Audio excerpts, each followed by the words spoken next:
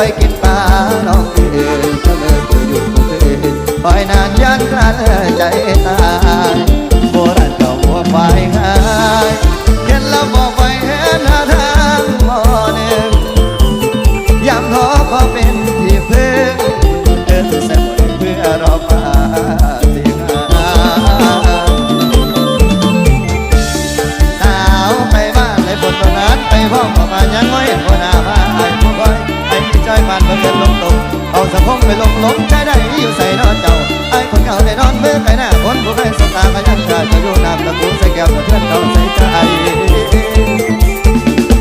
รักและห่วงใยอยู่ที่ไหนนอคนรักเราสืบถามดูข่าวคนใกล้ไกลก็ได้มีแววเหลือเพียงที่พึ่งคือมาหนึ่งพอได้เอินแล้วสุดท้ายไอ้หมดหวังแล้วที่จะได้เธอกลับคืนมาปันกำตาดอกแค่มีปาฏิหาริย์ที่จะส่งสัญญาณสะกิดใจให้เธอรู้ว่ามีชายคนหนึ่งยังพักฝันเรามันสบตาอยากให้เธอวันขึ้นกลับมาถ้าหน้าแฟนพอมาแทนรอก้มหน้าใส่หม้อหนึ่งไอเอินถึงเจ้าหอนวอนนกกาเริ่มเต้นก่อนกำลังนอนตอนยามเย็นอยู่ใส่ละแฟนอายก็ขอตายอายอยากเห็นผู้บ่เจ้าจะเป็นบ่ใจอายหลายคำแพงเป็นบ่เจ้าหลายคำแต่ตายหักแห้งแห้งอยู่ใส่น้องคำแพงอายคนเหงายังเฝ้ารอมันยังก็เลื่อนพอสอได้มันยังก็เลื่อนพอสอได้ในทางหัวใจอายบ่เลื่อนตำแหน่งความหักความแพงยังมีเจ้า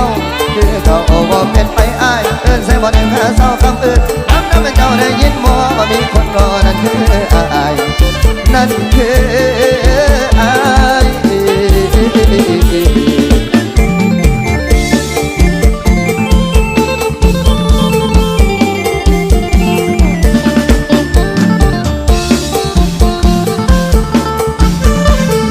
สารต่อในรอบนี้ค่ะคนบาปที่หักอายค่ะ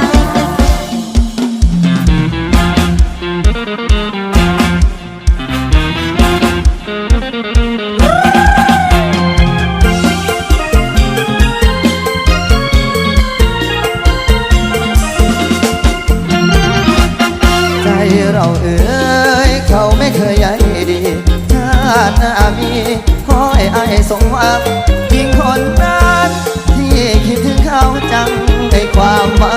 งความคิดถึงคือเธอชาตินี้เจ้าบอกอายเลยไม่เคยแม้แต่ในความเพลินสายตาอายบอกเคยหาเจอรู้ตัวเสมอรักเธอรักเขาข้างเดียวเลี้ยวหาจงเป็นมองมุมใดเป็นไปว่าใดจากการเธอบอกอายก็เลยได้แค่ฟังแต่คืนนั้นคิดว่าพอมีเก่าคอยเป็นเงาอยู่บังใจไว้แต่ว่าได้แม่นบ่มีตัวนั้นบ่ปันใจให้พี่ความจริงเธอนี่ก็คือเจ้าบ่หาเธอไม่เคยอยู่ในทางสายตานั้นมาเจ็บอีหลีคืออายจากเจ็บจากสิเห็นแนวได้จนถึงวันตายยืนยันคำนั้นคือเธอเจ้า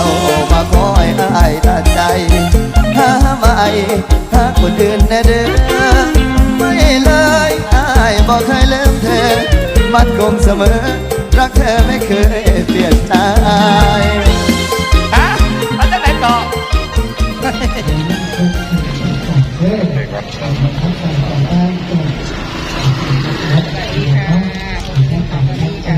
อันนี้แพ็กเกจมาถึงแล้วค่ะ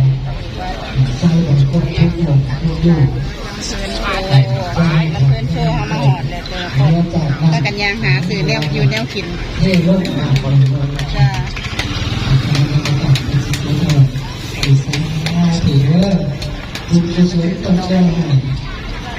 ข่าว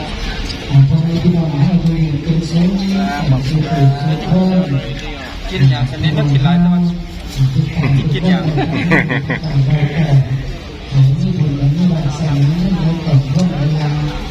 แนวกินหลายก๋วยเตี๋ยวกับหลายลูกชิ้นกับหลายหมูปิ้งกับหลาย ยา ญกับผมมี แมนอยู่มันนี่ไม่ค่อยมีสัญญาณ เบอร์ลงคลิปมาเลย มันอบอ้าวแห้งหลายขออย่างเดียวจะฝนนะคะอย่าลอยมากนะ ดูเดือนเต็มเลยนะเดือนแจ้ง เดือนเต็มแมนอยู่แต่ลังเทือกับไว้ใจบ่ได้เลย ลงไปเลยครับไปเลยครับทางซ้าย สบายจัง แต่ไล่ข้าวหนาหาเปิดกินเขากินงาน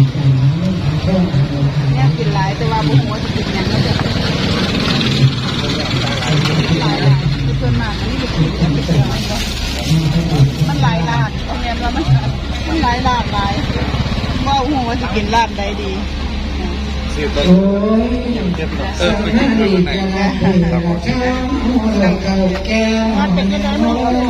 สถานที่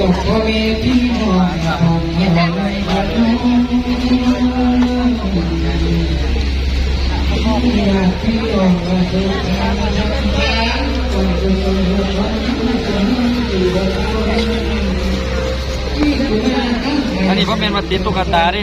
ไปเล่นได้มาหัน20 บาท โอ้เปล่าได้ยังไงล่ะ ได้พวกเราโทษ เอ้า อัดป้าป้าเขาอันตุ๊กตามันสิได้นะจะมีปลาเขาตุ๊กตากับปลาเขาลูกอม บาคือเก่งเลยฝีมือแถวว่าธรรมดาว่าธรรมดา ปลาไปเลยเตรียมบัตรอยู่ครับอยู่ทั้งหมดมีแต่ตุ๊กตามัน แต่ว่าปกติจะเห็นอุ้มมาน้อยนะปกติจะเห็นอุ้มมาน้อย นั่นพ่อมันถามว่าปกติจะเห็นอุ่มมาหน่อยมาน้ำแต่เอามาน้ำบอลู บ่ ก ได้เอามาเลยลูกๆเอาไปบ้านเบิดตอนนี้ อากาศห่อนเนาะไม่ขี่อบอ้าวหลาย บ่ได้มีเวลาได้เปิดบ่ได้ใกล้บ้านก็ช่างเอาเพิ่นมานำกันได้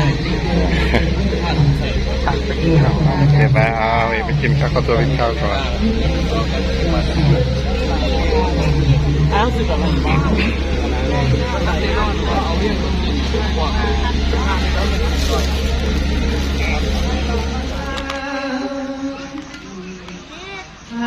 เดี๋ยวไปลังไปหาทุกที่ดูแลรักเสริมสมาธิเทวตาดวงที่ ส จะ ถานที่คือนี่แบบบ่ไงกันนี่เห็นบ่เป็นสันว่าแม่นอันมาปลูกหญ้าไว้ เดี๋ยวไปลังไปหาทุกที่ดูแลรักเสริมสมาธิเทวตาดวงที่ สถานที่คือนี่แบบบ่ไงกันนี่เห็นบ่เป็นสันว่าแม่นอันมาปลูกหญ้าไว้ เดี๋ยวไปลังไปหาทุกที่ดูแลรักเสริมสมาธิเทวตาดวงที่ สถานที่คือนี่แบบบ่ไงกันนี่เห็นบ่เป็นสันว่าแม่นอันมาปลูกหญ้าไว้